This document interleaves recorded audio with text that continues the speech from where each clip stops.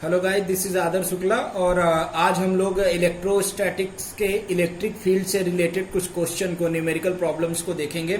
जैसे हमारी पहली प्रॉब्लम है, how much charge should be given to a spherical conductor of radius 0.1 metre so that the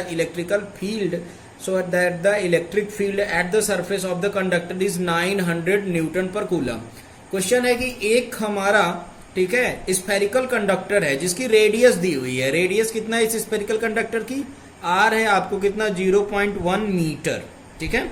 और electric field, ये एक ऐसे इलेक्ट्रिक फील्ड में रखा हुआ है, ये हमारा जो पूरा कंडक्टर है वो एक इलेक्ट्रिक फील्ड में रखा हुआ है जिसकी इंटेंसिटी आपको दी हुई है। इलेक्ट्रिक फील्ड इंटेंसिटी कितना है बच्चों? हमारा 900 न्यूटन पर कूलम, ठीक है।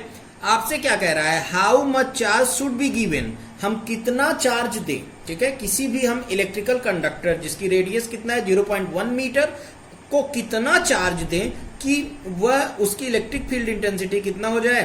900 न्यूटन पर कूलम हो जाए। सिंपल सा क्वेश्चन है। तो बच्चों, इलेक्ट्रिक फील्ड इंटेंसिटी का फॉर्मूला क्या होता है? अगर हम लोग देखें तो इलेक्ट्रिक फील्ड इंटेंसिटी हमारी होती है E is equal to 1/4 pi epsilon naught Q by R square, है ना। ये सपोज करो एक इलेक्ट्रिकल कंडक्टर है जिसकी ये रेडियस है। हमको पता है, आपको पता है कि जो आप चार्ज दोगे, है ना, Q, वो इसके सरफेस पर क्या हो जाएगा? डिस्ट्रीब्यूट हो जाएगा, है ना। और सरफेस पर जब चार्ज डिस्ट्रीब्यूट हो जाएगा तो यहाँ पे क्या हो जाएगी? एक इलेक्ट्रिक फील्ड जनरेट हो जाएगी हमारी। तो आपसे वही पूछ रहा है कि कुल कितनी इलेक्ट्रिक फील्ड जनरेट, वो आपको दी हुई है और रेडियस आपको दिया हुआ है बच्चों। इस Q की वैल्यू आपसे पूछ रहा है। सिंपल सा फॉर्मूला है। हम लोग क्या करेंगे, इसको कैलकुलेट कर लेंगे। यहाँ से Q इज इक्वल टू अगर देखें तो हमें क्या मिल जाएगा? E into R square upon 4 pi epsilon naught, ठीक है। Q इज इक्वल टू कितना मिल गया? E into R square upon 4 pi epsilon naught. रख लो वैल्यू इसकी, ठीक है। Q इज इक्वल टू कितना हो गया हमारा? E की वैल्यू रख लो। E हमारा दिया है कितना? 900 newton per coulomb into are, radius कितना है? 0.1 मीटर। तो 0.1 का स्क्वायर होगा तो दो बार लिख लेते हैं हम, 0.1 इंटू 0.1, ठीक है, अपॉन ये 4 पाई एप्सिलॉन नॉट। ये 1/4 पाई एप्सिलॉन नॉट की वैल्यू कितना होती है बच्चों? 9 इंटू 10 टू द पावर 9, है ना। तो क्या करेंगे, देखो एक 9 से तो एक 9 काट दिए, 10 टू द पावर 9, यहाँ 2 जीरो इसको मिलेगा, 2 जीरो इसका और कैंसिल आउट कर दिए। तो यहाँ कितना बचेगा? 10 टू द पावर 7 पावर, ठीक है। और ये देखो कितना है? 0.1। अगर इन दोनों से हम लोग डेसिमल हटाएं, है ना, अगर यहाँ से दशमलव हटाएं तो यहाँ हमको क्या मिल जाएगा?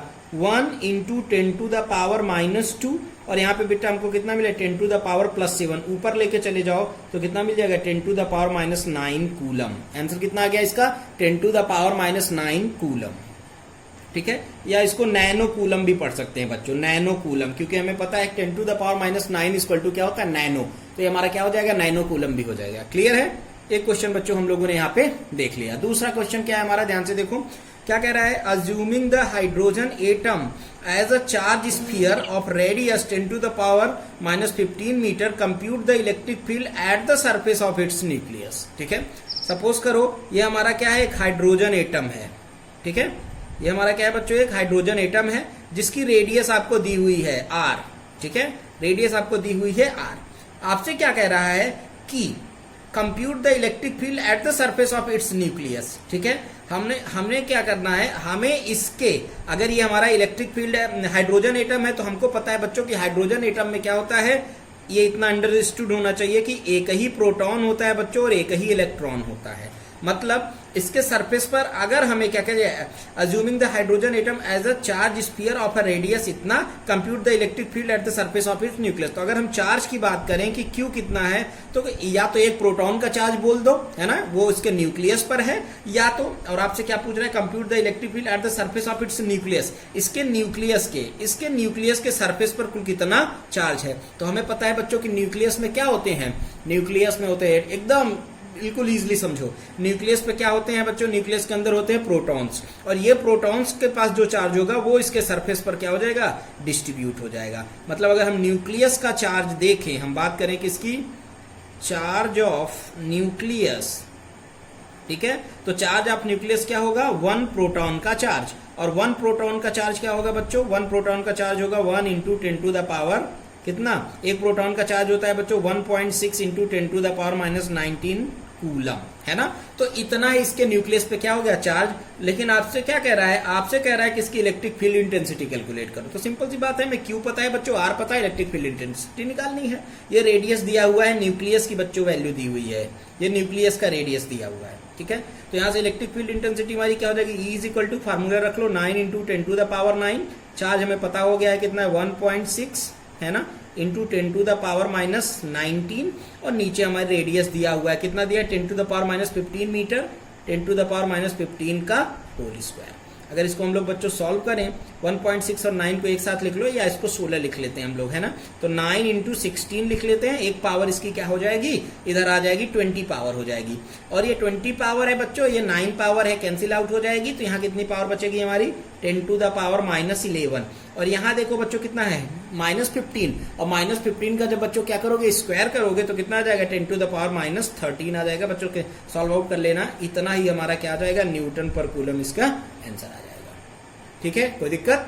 अगला टॉपिक देखते हैं, find the magnitude and direction of A electric field which can balance a water drop of radius 10⁻⁵ centimeter and carrying the charge of an electron, take the density of water इतना and G equal to इतना। बहुत ही अच्छा question बच्चों, और बहुत ही important question है। ध्यान से देखो क्वेश्चन क्या है हमारा, क्वेश्चन है कि हमें इलेक्ट्रिक, एक हमारा क्या है वाटर ड्रॉपलेट्स है, ठीक है। सपोज करो बच्चों ये हमारा क्या है वाटर ड्रॉपलेट्स है, ठीक, वाटर की ड्रॉप है, और ये क्या है बैलेंस्ड है, कहां पे, एयर में। तो अगर एयर में कोई भी चीज बैलेंस कंडीशन में हो, इक्विलिब्रियम कंडीशन में, तो आपको पता है वो तभी पॉसिबल है जब ऊपर से लगने वाला फोर्स नीचे से लगने वाले फोर्स के बराबर हो। और आपको ये भी पता है बच्चों कि कोई भी अगर बॉडी है तो उसका वेट हमेशा नीचे की ओर हैंग होता है, मतलब इसकी ओर नीचे की ओर इस पे एक फोर्स लग रहा होगा, कितना, mg, जो कि इसका क्या है बच्चों, वेट है, W है, ठीक है। तो फिर ऊपर की ओर से कौन फोर्स लग रहा है, ऊपर की ओर से बच्चों ये एक ऐसे, ठीक है, ये इसको इलेक्ट्रिक फील्ड में रखा गया है। ये कह रहा है question, and the direction of electric field which can balance the water drop. Electric field की डायरेक्शन ऐसी है कि वो वाटर ड्रॉपलेट्स को क्या किया है, बैलेंस किया है। तो अगर वाटर का जो वेट है, ड्रॉप्स का वेट है, वो क्या है, perpendicular downward to the plane है, तो जाहिर सी बात है then should be the direction of electric field intensity should be perpendicular upward to the plane, ठीक है। तो ये क्या होगा, ये ऊपर की ओर है ना, परपेंडिकुलर ऊपर की ओर होना चाहिए इलेक्ट्रिक फील्ड की डायरेक्शन ई की। और बच्चों हमें ये भी पता है कि अगर इलेक्ट्रिक फील्ड ऊपर है तो फोर्स भी इस पे लगेगा, कितना लगेगा फोर्स, ये इलेक्ट्रिक फील्ड की डायरेक्शन हो गई, फोर्स कितना लगेगा, फोर्स लगेगा हमारा F is equal to Q into E। Question हमारा सॉल्व हो गया बच्चों। यही ट्रिक लगाना है जब कभी भी ऐसे क्वेश्चन आए, बिल्कुल भी हेजिटेट नहीं होना, और सिंपल सी यही ट्रिक हमें यूज करना है। हमें पता है कि वेट हमेशा उसको क्या डाउनवर्ड लगेगा, और अपवर्ड डायरेक्शन में क्या लगेगा, इलेक्ट्रिक फील्ड के कारण एक इलेक्ट्रिक फोर्स लगेगा। और अगर ये बैलेंस कंडीशन में है, ये क्या है हमारा बैलेंस कंडीशन में है, तो इन दोनों को क्या होना पड़ेगा बच्चों, इक्वल होना पड़ेगा। किसको इक्वल होना पड़ेगा, QE इज इक्वल टू कितना होना पड़ेगा, mg। आपसे क्या पूछ रहा है, आप देखो यहां से कैलकुलेट कर लोगे। इतना तो बच्चों हमें क्या मिल गया, एक क्वेश्चन कभी भी मिलेगा तो हम लोग इसको एक फॉर्मूला जनरल बना लिए हैं। Find the magnitude and the direction of electric field which can balance the water droplets of radius. हमें बच्चों इस E की वैल्यू निकालना है, इलेक्ट्रिक फील्ड की वैल्यू निकालनी है। तो electric field E equal to कितना मिल जाएगा हमको, mg/q, ठीक है। अब बच्चों सारी चीजें आपको दी हुई हैं, ठीक है, अब आपको सारी चीजें दी हुई हैं, E कैलकुलेट हो जाएगा। E इज इक्वल टू कितना, m की वैल्यू, मास दिया है, शायद नहीं दिया है, लेकिन मास के लिए हमें क्लू दिया है। क्या दिया हुआ है कि वाटर ड्रॉप की जो रेडियस है वो कितना है, 10⁻⁵ सेंटीमीटर। तो अगर बच्चों इसकी हमको रेडियस पता है तो क्या हम इसका वॉल्यूम निकाल सकते हैं, जी हाँ बिल्कुल निकाल सकते हैं। मास इक्वल टू क्या होता है बच्चों, मास इक्वल टू होता है हमारा वॉल्यूम इनटू डेंसिटी। क्या होता है, वॉल्यूम इनटू डेंसिटी। तो ये रेडियस की हमारी रेडियस दिया, इसकी वॉल्यूम कितना हो जाएगा, 4/3 πr3, क्योंकि आपको पता है कि वाटर ड्रॉप्स क्या होते हैं, स्फेरिकल, ठीक है। तो ये कितना हो गया, 4/3 πr3 इसका वॉल्यूम हो गया, इनटू अगर डेंसिटी से मल्टीप्लाई कर दें, किससे मल्टीप्लाई कर दें बच्चों, डेंसिटी से, है ना। तो ये हमें क्या पता चल जाएगा, ये हमें पता चल जाएगा इसका क्या, मास। डेंसिटी दी हुई है, कितना रखना है, 10⁻3। ये किसकी वैल्यू है बच्चों, m की, है ना। ये हमने किसकी वैल्यू निकाल ली है, m की, वॉल्यूम इनटू डेंसिटी। साथ में हमारा क्या है जी, जी की वैल्यू दी है बच्चों 10 मीटर पर सेकंड रखना है, इस मीटर पर सेकंड स्क्वायर, तो हमने 10 रख लिया। ठीक है, नीचे हमें क्या है Q, और Q के लिए दिया हुआ है कि and the carrying charge of an electron. ठीक है, और इस ये जो हमारा वाटर ड्रॉपलेट्स है वो कितना चार्ज कैरी करता है, वो 1 इलेक्ट्रॉन के बराबर चार्ज कैरी करता है। इलेक्ट्रॉन का चार्ज कितना बच्चों 1.6 into 10 to the power minus 19 coulomb. इसको बच्चों सॉल्व कर लेना, जो आ जाए वही हमारा न्यूटन पर कूलम में क्या हो जाएगा, आंसर हो जाएगा। बस यहाँ सिंपल आप मल्टीप्लीकेशन कर। ओके बच्चों, थैंक यू इस क्लास के लिए। और बहुत इंपॉर्टेंट मैंने ये न्यूमेरिकल प्रॉब्लम्स देखे हैं, आप इनको अच्छे से समझिए। फिर फर्दर क्लास में हम और न्यूमेरिकल्स देखेंगे अभी इलेक्ट्रिक फील्ड के। Okay, thank you.